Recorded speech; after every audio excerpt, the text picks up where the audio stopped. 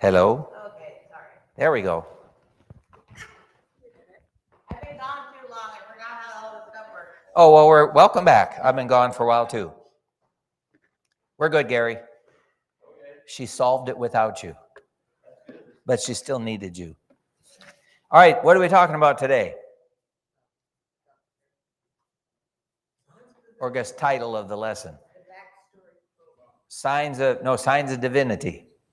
So how many major signs or miracles are there in John?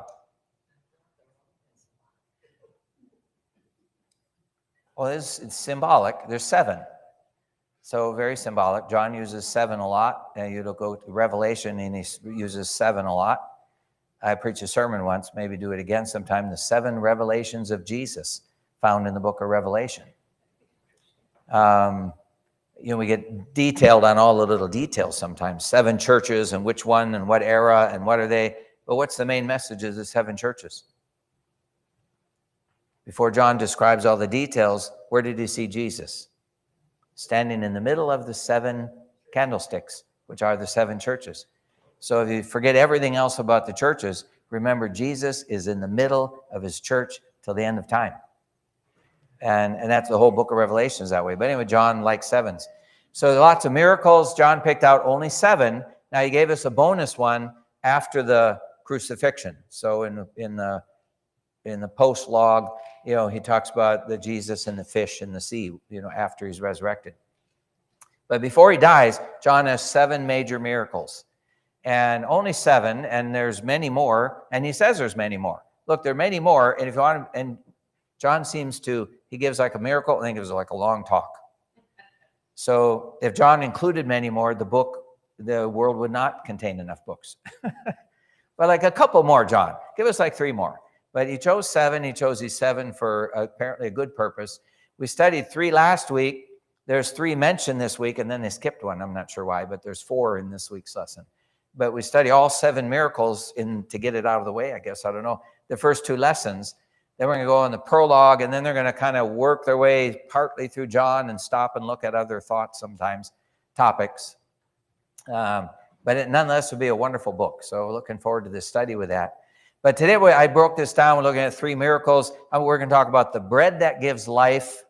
We're going to talk about the light that gives life. And finally, the life that gives life. So those are the 3 miracles. We're going to look at those. First, let's look at the bread that gives life. That's found in John 6. One of the miracles John covers, I should know this. It might be the only miracle John covers that's in all 4 Gospels. I had to think of that. But this is one covered in all 4 Gospels nonetheless. And I broke them down into C's. We got 7 of them here. First, the compassion. We'll read through the book. We should get, see, now I need Gary. Do we have a roving mic? You can grab any of the red, yellow, blue ones. Red, yellow, blue. Here's a red one.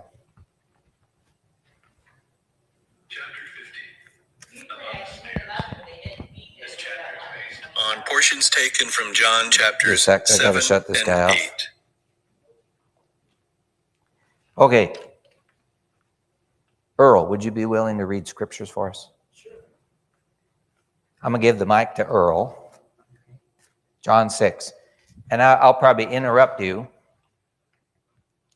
but you can read till I interrupt you. We're going to go just first 5 verses, John 6, 1 through 5. This is on the compassion.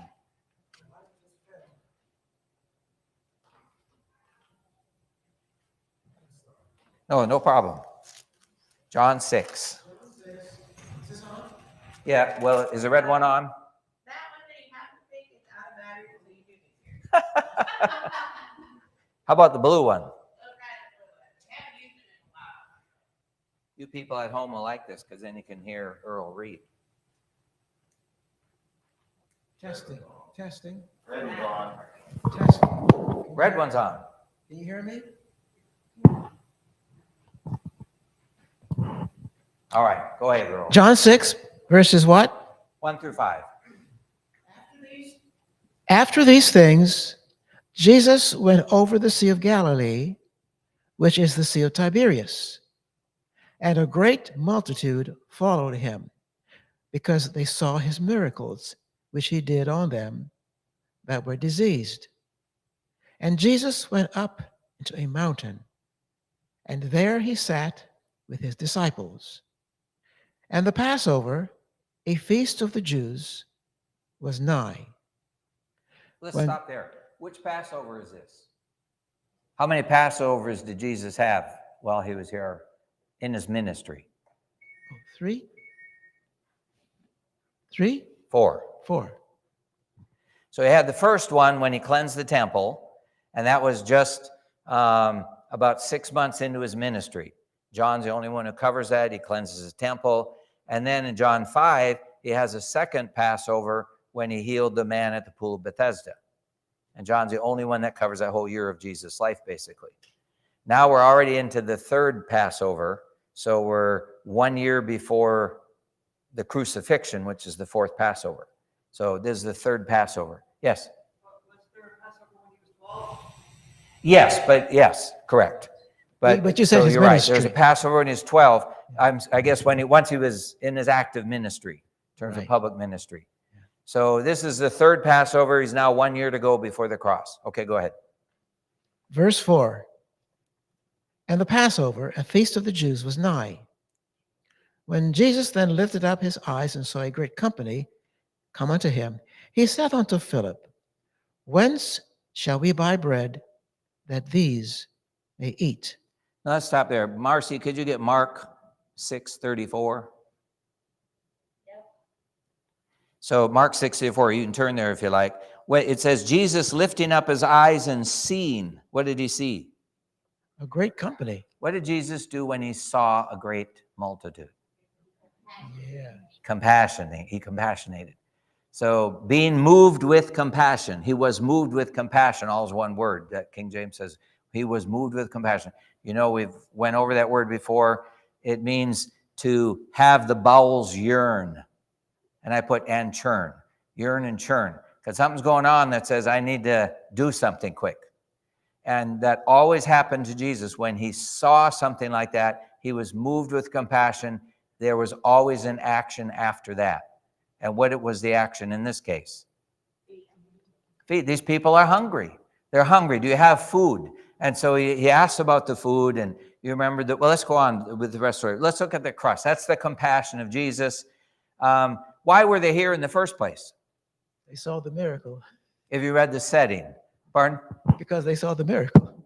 Or the crowds or the disciples? This is before. Oh. So he, before he fed them, why were they all gathered together here? The other Gospels fill us in. John had just been beheaded, John the Baptist. And Jesus himself, I'm sure, was sorrowful with that. His disciples were. They had just come back from doing their first missionary tour. They all had some wounds to lick. And Jesus said, come aside, let's rest a while. And he got in the boat. He was going to a quiet spot. And the people spotted him. And they beat him to the spot. And he got there. And there was no rest for the weary. So with that setting, all of a sudden, this great crowd of people. And so he's going to teach them. He came to teach us about the Father. So he's going to teach them. He taught them for 3 days. Now they're really hungry. And they say 5,000 men. They don't say how many women, but there probably wasn't enough women, or there would have been more food there. That's my thought. Because there's only, the men ran out without thinking of the food. But anyway, there had one boy. Let's read this part now. So look at the crust. I called it the crust, not to undermine the bread that he made, but these weren't like big wonder loaves of bread. They were thought to be about as thick as your thumb.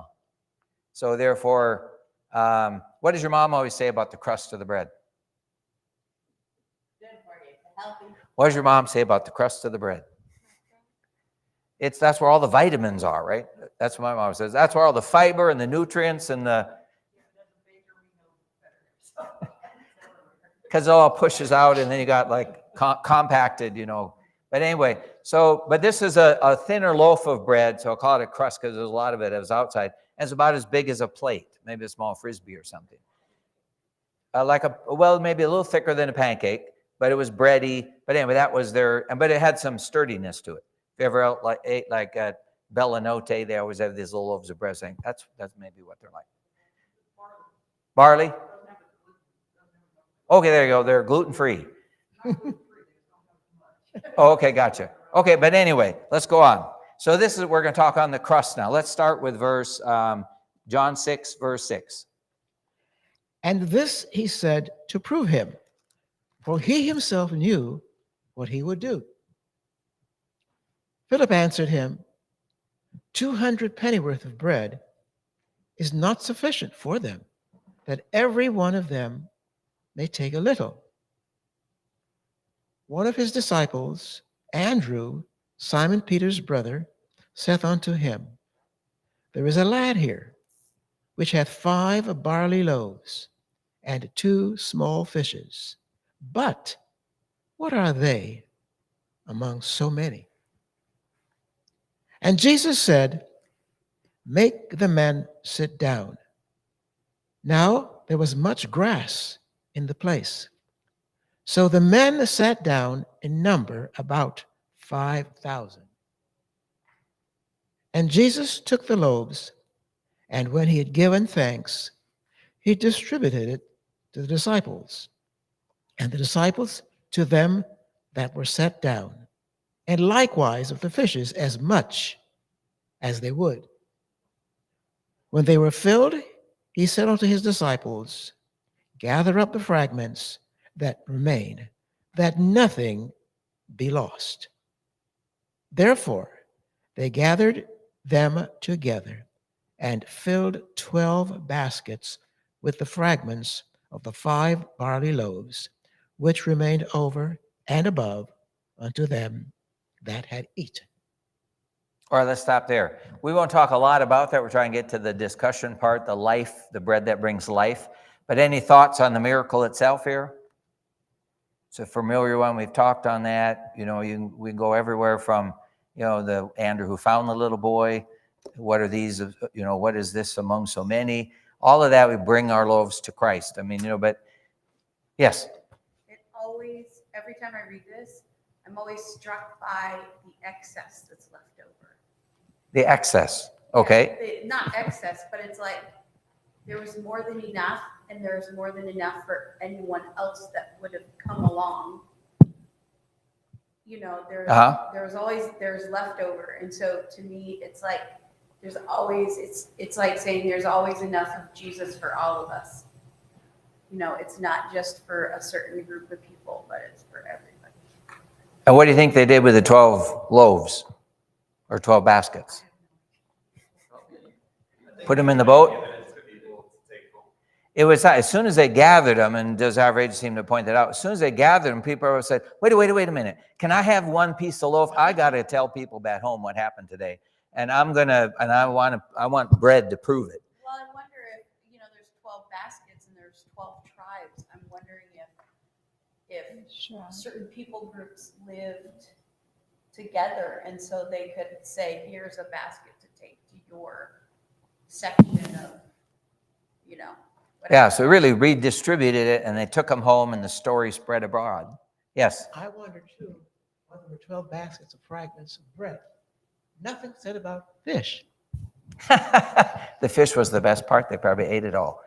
They're Well, I don't think fish kept as well as the fish wouldn't have kept as well as the bread, unless it was like salted and dried. Yeah, no, one whatever. Yeah. Heard this week someone said it was pickled fish or something. That was so. But anyway, how good do you think? Have you ever tasted a loaf of fresh baked bread? Now that I'll have to ask Chandra, is that good or bad for you? I think it's like supposed to let it sit a while, or can you eat it when it's hot? But like it's good, you know, it smells good. How do you think bread tasted when it came from the Creator's hand? And fish that came from the Creator's hand. You get fish. I remember we were in Knoxville once, and we went to eat at a sports bar just because the only thing open at night. We went down there, we were late, and they said, "Do you want to hear the specials for the day?" And I said, "Well, yeah, I never order them, but go ahead." And they said, "We have just come in this afternoon, fresh salmon from Alaska, just caught." And I said, "I'll take that." And I don't eat fish maybe like twice a year, but I'm not going to pass that one up. And it was like delicious. But anyway, food that comes straight from the Creator's hand would certainly be good. Same as the wine, you know, last week when we talked about it. Yes, Daniel. I just think it's interesting that the little boy, he as a master. So that's one thing, like the unselfishness of this little boy. Maybe he got a whole basket to bring home. Mom said, "Where'd you get all that food?" Guess you're never going to believe this, Mom. Go ahead. But also, I think it's really interesting that Andrew, Peter's brother, he came to God with this. I think there had to have been a little bit of faith to say, hey, like, because it said that Philip, he said, like, send him away, because we don't have enough money to feed everybody, pretty much. But then Andrew, he had a little bit more faith and said, hey, we have this ridiculously small amount of food, God, like, what can we do with this? Which I think it's just a sign that, like, hey, there's like maybe a little bit of faith, there with Andrew. Yeah, so. Oh, and the still fact that he found him, that, Andrew was the one that bringing people to Jesus. He brought his brother to Jesus. He brought the little boy to Jesus. Andrew was busy doing that. Yes, Earl. And I think of how much the disciples, each one was part of the miracle. So Jesus gave them, well, that's all they could carry. And when they went, as they went, it began to divide from their hands. So the miracle continued in the disciples. He does the same thing with us, does he not? Yeah, if you had to say which one miracle would you like to have seen most that Jesus performed, if you could see one in person, this would have to rank up there at least good, because you get to participate and just watch it happen. You've ever seen a magician, like, how'd you do that? And this was like, wait a minute, let me see what's in that basket. And then just kept handing it out. But we better keep moving or we're not going to get to our lesson today. The bread that brings life. Okay, I put this the cry. We talked about the compassion of Christ, the crust that he passed out, and the cry. Let's look at just John 6:14. Read. Yes. Okay. Then those men, when they had seen the miracle that Jesus did, said, "This is of a truth that prophet that should come into the world." When Jesus therefore perceived that they would come and take him by force to make him a king, he departed again into a mountain himself alone. And when even was... Well, let's stop there. So the people came, the cry, they saw that he was the prophet, and they're now going to make him a king. They said, this is it. Now, and the lesson referenced briefly, but what is this prophet referring to? And when do you remember what condition Moses talked to him about it? Be like him. He'd be like me. He will be like me, correct. Now let's go back to that. I wanted to stop in this for a minute. On Exodus 20. What's in Exodus 20? What's in Exodus 20 other than the law? We went through this before, you ought to know. What's in Exodus 20 other than the law? Let's look, verse 18. 18 and 19. I'll read that because I won't have you hop around. I got it. And all the people saw the thunderings and the lightnings and the noise of the trumpet and the mountain smoking. And when the people saw it, they removed and stood afar off. And they said unto Moses, "Speak thou with us, and we will hear, but let not God speak with us, lest we die."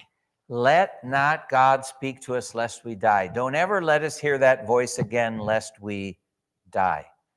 That was the people. I mean, God had just spoken all the promises of the commandments, that I am your God, I can. And they said, don't ever let us hear that voice lest we die. So right away, God comes back just a couple of verses later and says, okay, then make me an altar and I will come and bless you there. Exodus 25, he says, make me a sanctuary and I will do what? Dwell among Dwell. them. If you're not going to listen to my voice, then build me a tent and I'll come down and live next to you.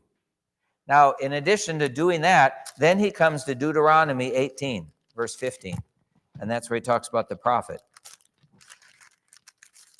There's a point here. Deuteronomy 18:15. Then the Lord your God will raise you up a prophet like me. So this is Moses speaking. This is the prophet. They said, this is the prophet.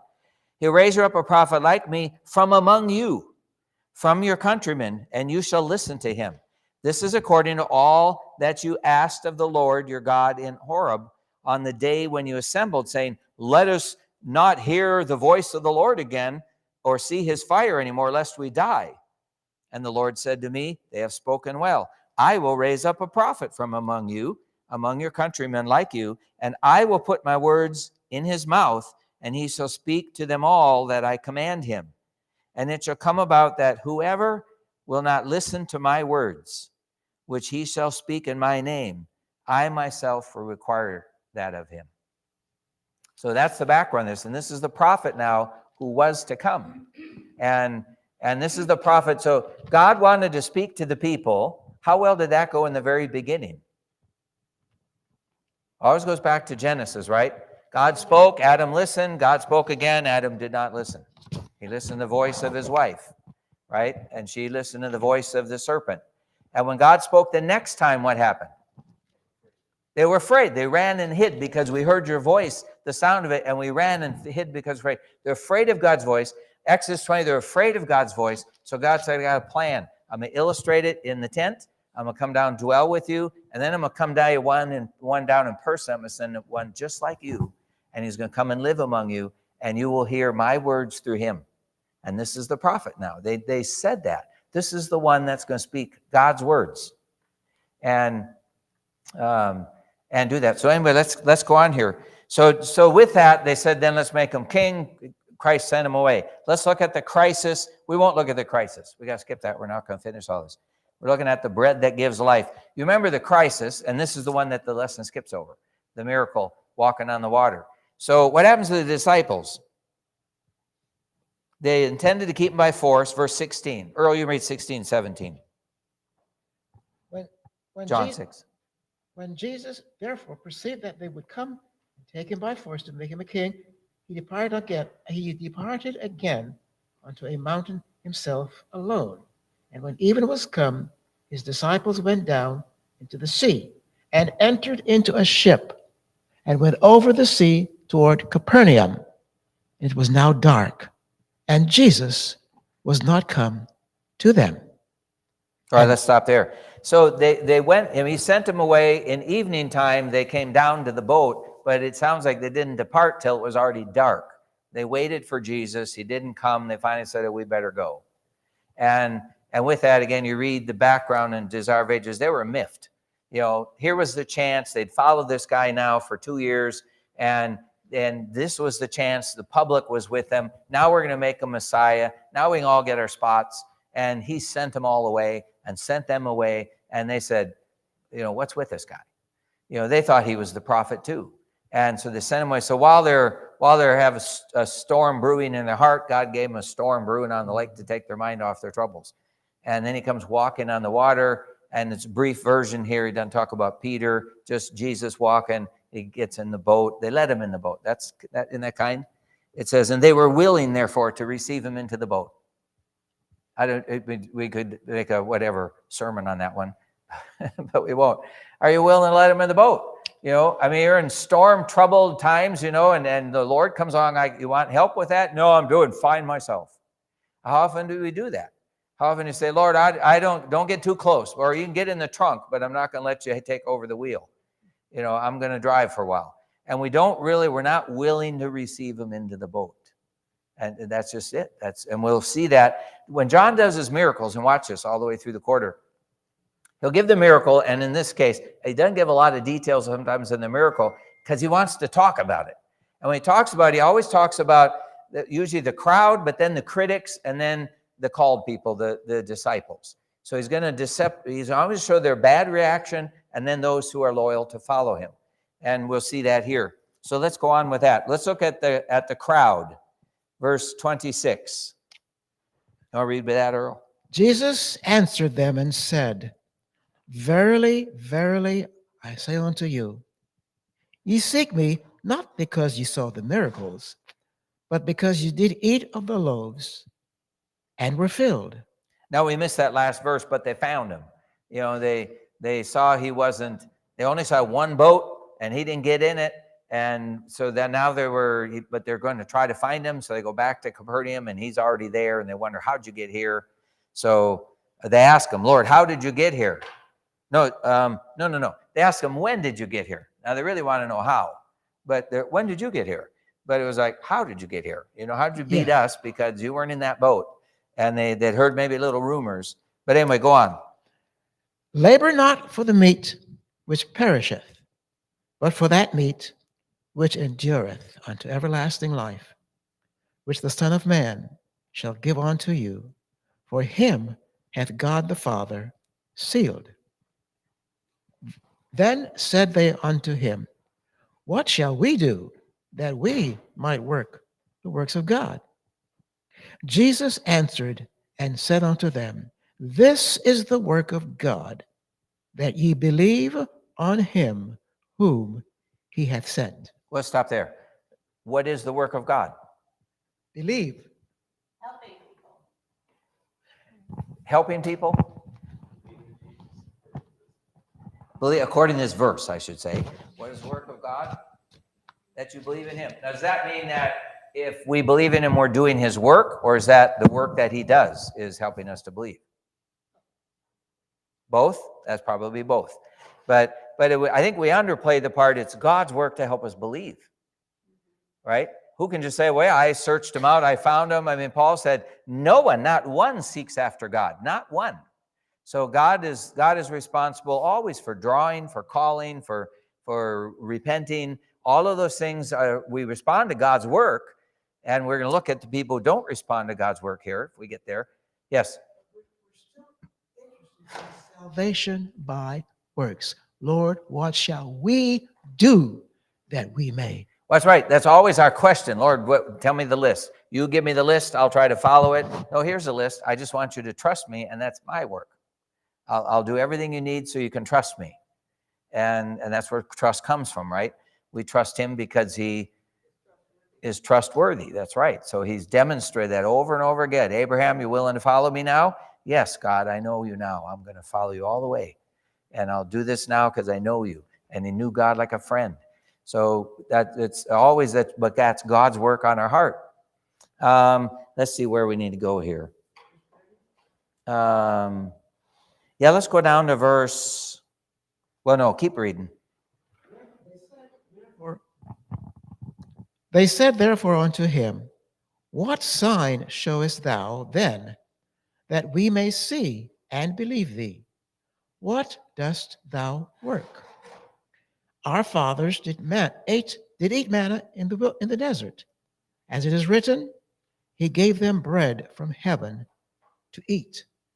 Then Jesus said unto them, verily, verily, I say unto you, Moses gave you not that bread from heaven, but my Father giveth you the true bread from heaven.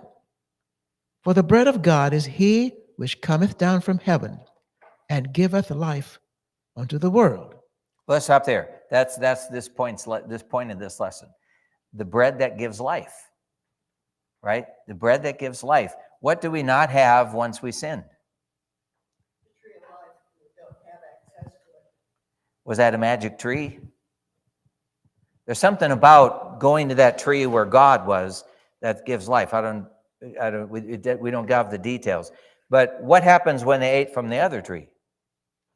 The day you eat from that tree, what? You shall die. And we went over that before, right?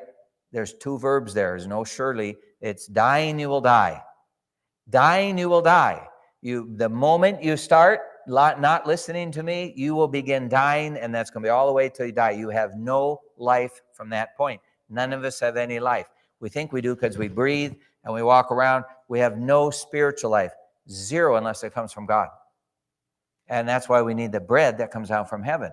We have no life, and I guess let's get into that because he says that here. Let's keep going. Then said they unto him, Lord, evermore give us this bread. Just sounds like, now we haven't studied her yet, but we should have. She's in John 4.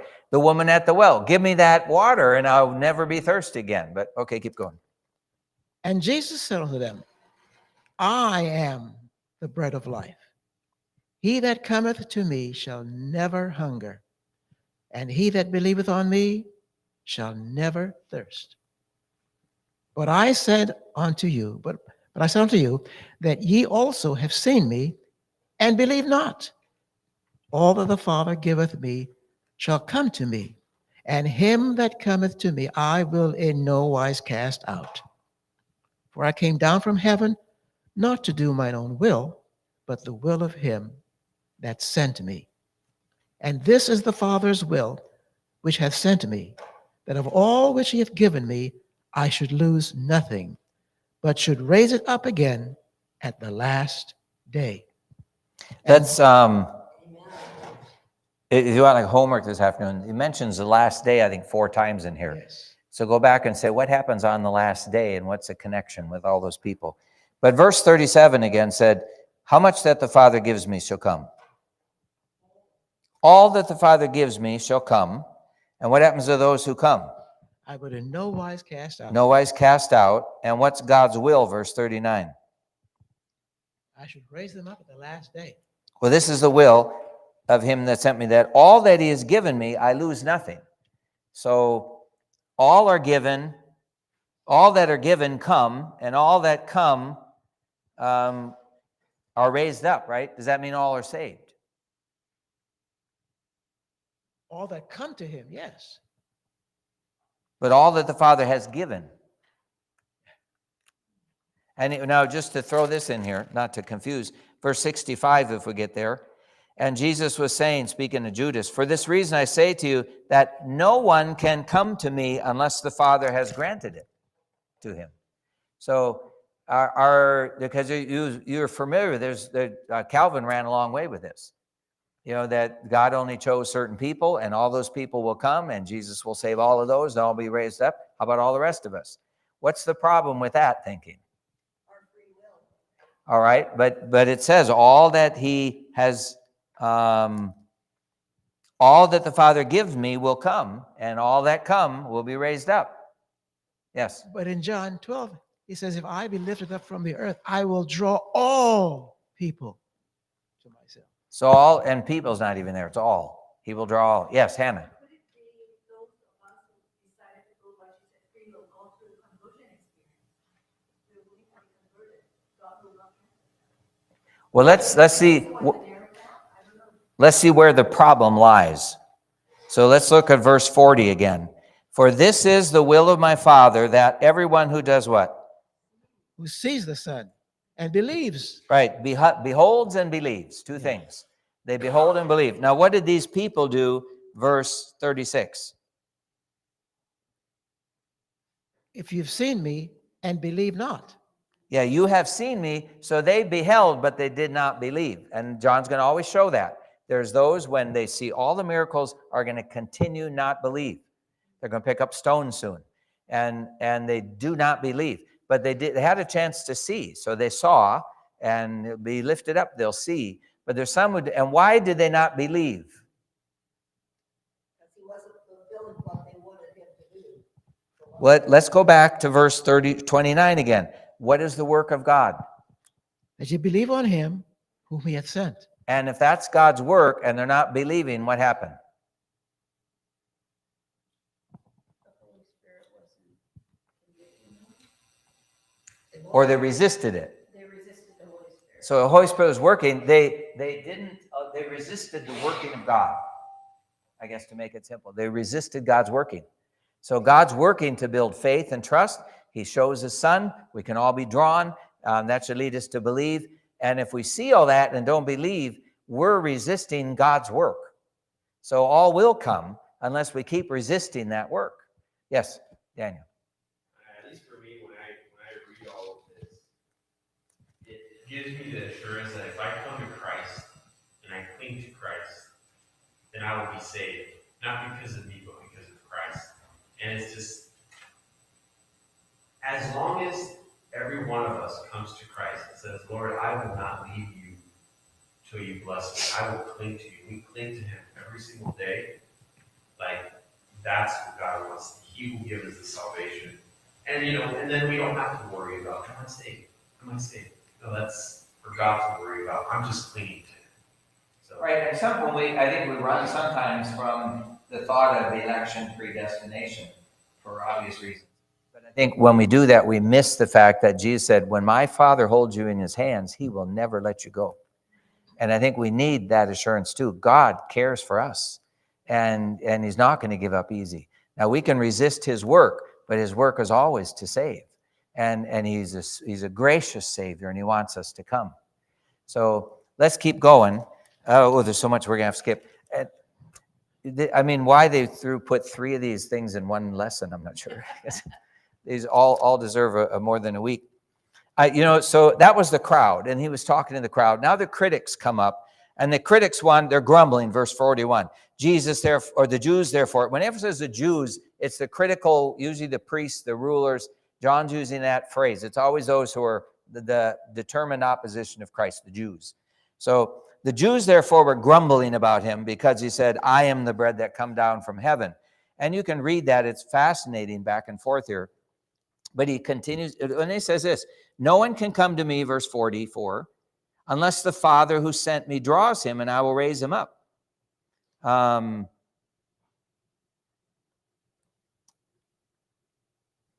he speaks of the Father, that everyone who has heard and learned from the Father comes to me. And not that anyone has seen the Father except the one who comes from God. He has seen him. So early on, he's still talking about the Father. I've seen the Father. I'm revealing him to you. That's what the bread of life is all about. It's that God is gracious. And he did that already in John, right? John 3, which we haven't studied yet either. John 3:16, he said what? Let's talk about the gospel, Nicodemus. For God so loved. That's how I always started the gospel. My Father loved so much that he sent me. So that Jesus always revealing the Father all the way through this book. Truly I say to you, he who believes that the Father sent me, he loves you, he who believes has eternal life. I am the bread of life. How many times has he said that here? I mean, he keeps repeating it if you've missed it. I am the bread that gives life. Your fathers ate, they died. This bread comes down, and you'll live. But what is the bread that he gives? The bread that he gives, the bread, truly, truly, I say to you, unless you eat what? Verse 53. Himself. Pardon? Himself. Himself. And the flesh, use the word the flesh, which aggravates them. How can he give us his flesh to eat? And so he drives that home, unless you eat the flesh and drink the blood. I have a patient who became Catholic just over this verse because he felt this was speaking of communion.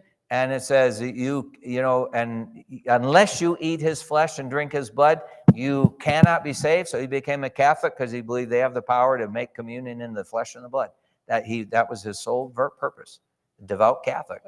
But he clears that up. He clears up. How does he clear it up? Let's get to that. The words that I speak unto you. All right, verse 36 or 63.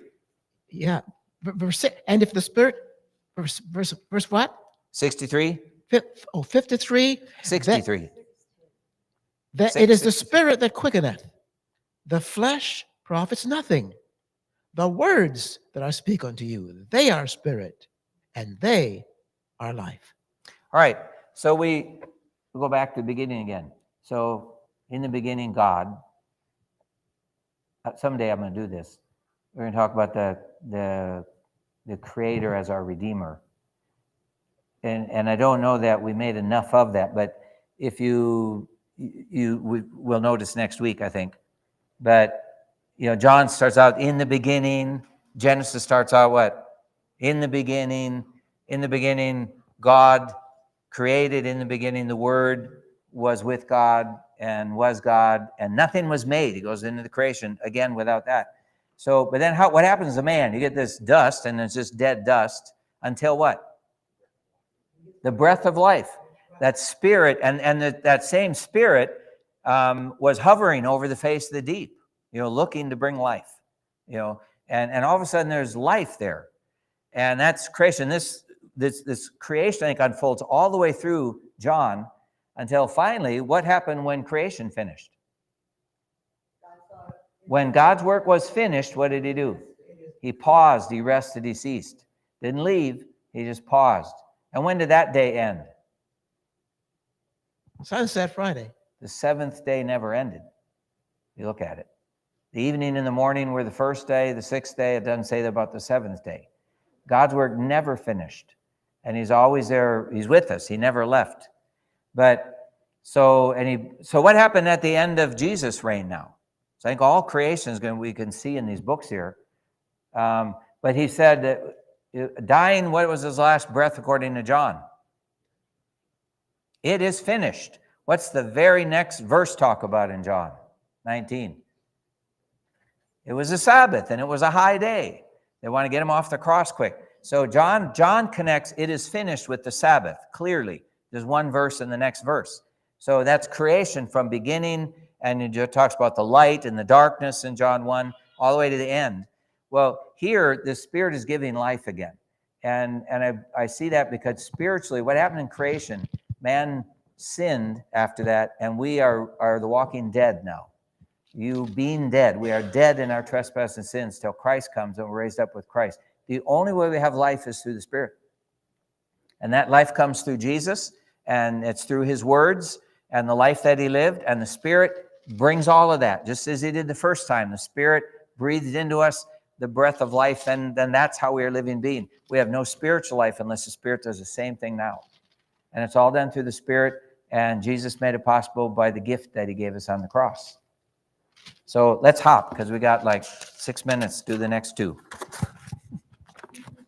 All right, that was the bread that brings life. This is the light that gives life. Let's look at the miracle, John 9.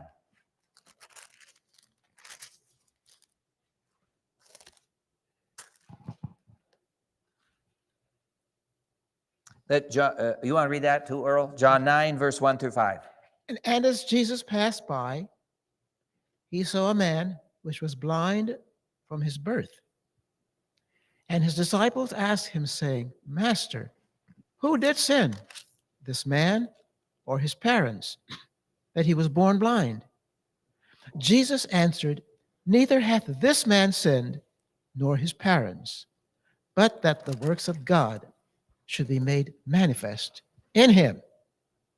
I must work the works of him that sent me while it is day. The night cometh when no man can work. As long as I am in the world, I am the light of the world. Yeah, no, let's go there. No, and hop back to 8:12 once. Just the chapter back, John 8, verse 12, and read that as well.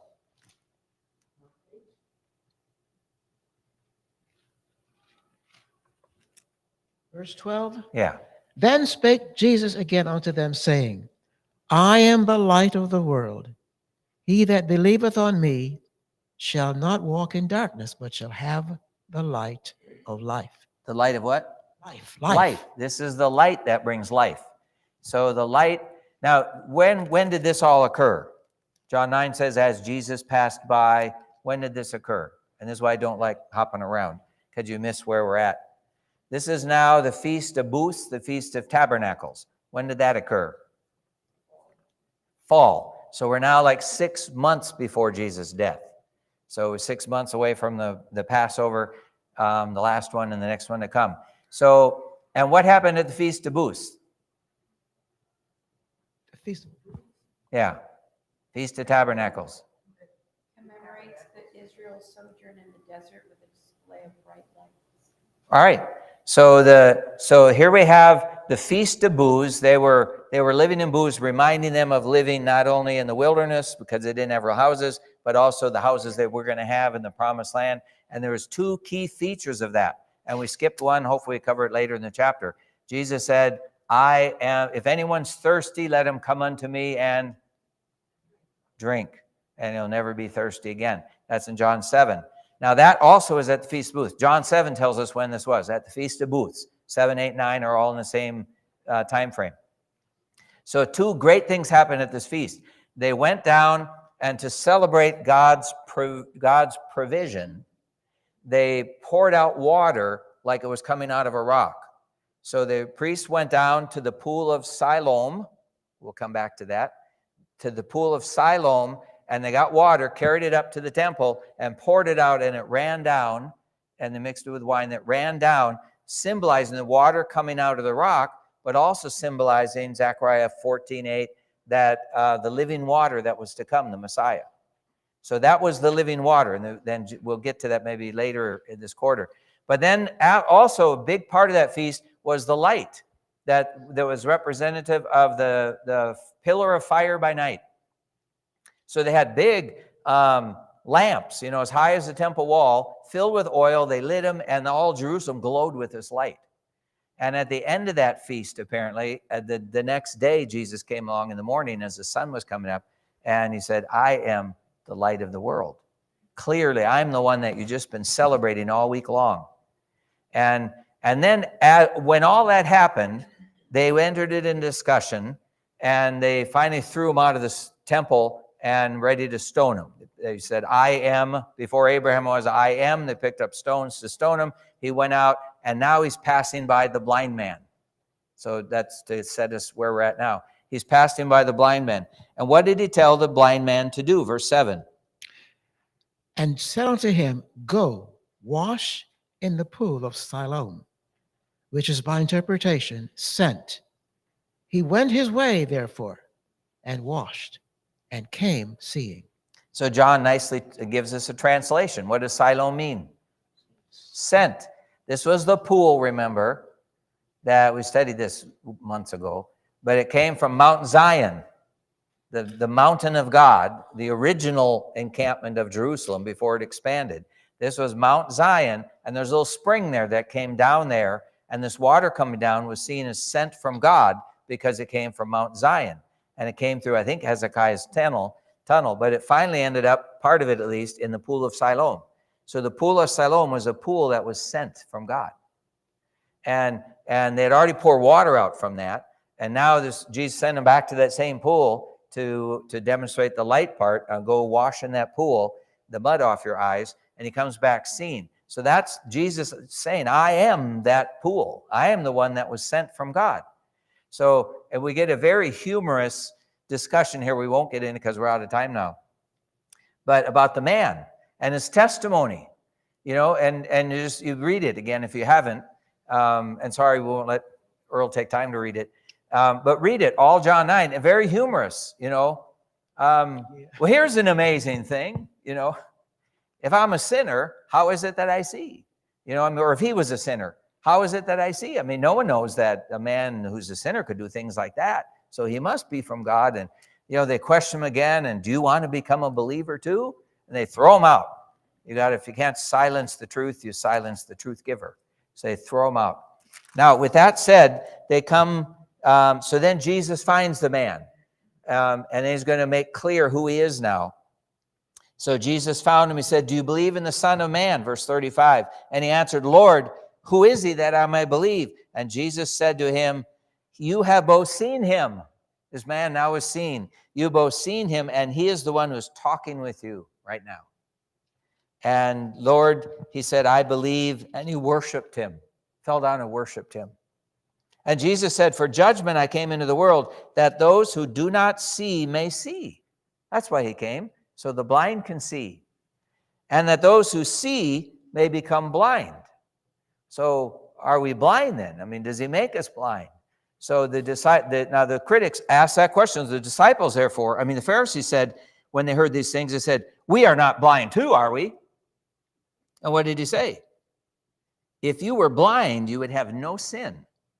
But since you say we see, your sin remains. That goes back to they were seeing, but they were not believing. They were resisting God's work. God calls everybody. He draws everybody. They all can believe. And when we resist and keep resisting, John 12 talks about they could not believe because they would not believe. You keep going on, you resist, and finally you may lose the ability to. Finally, the voice is not loud. You don't hear it. Finally, you've silenced it. But God calls all, and he's the light that gives life to the world. So the light is symbolic of his presence. He went with them the whole time. And it's the Father's love. Now we're going to close just with the memory verse. John 11. You remember Lazarus, the whole story. We're going to skip it. But let's get to the memory verse 35. I'm going to read my translation of it here. I'm sorry, 11, 25, and 26. Jesus said basically, I am the resurrection and the life. So this is now the life that gives life. The bread that gives life, the light that gives life, now the life that gives life. Jesus said, I am the resurrection and life. The one who believes, even if he be dead, and we're dead in trespass and dying, you will die. We're dead. But if we hear him and we believe, even if he be dead, he shall be alive. That's the Spirit's work again. And all the living and believing in me will never die. So even though death may come, physical death, we'll never die at this point anymore because we have eternal life through Christ. We rest till he comes back, but we are now living creatures through the work of Christ and through his Spirit. If we believe, if we respond to God's calling and his drawing. So respond. And if you want to know a little more, study about the Father. So that's what we're studying John for this quarter. Let's pray. Father, we're just so thankful, Lord, that when we didn't listen to you and then we didn't want to listen to you, you found ways so that you'd catch our attention and we come and sit down at your feet and listen. And we just pray as we study this book this quarter, Lord, that we might see Jesus, but with that we might see your tender love for us, and that we might be drawn and believe and trust, and you might fill us with the very light of life, Lord, and we might share that life with other people.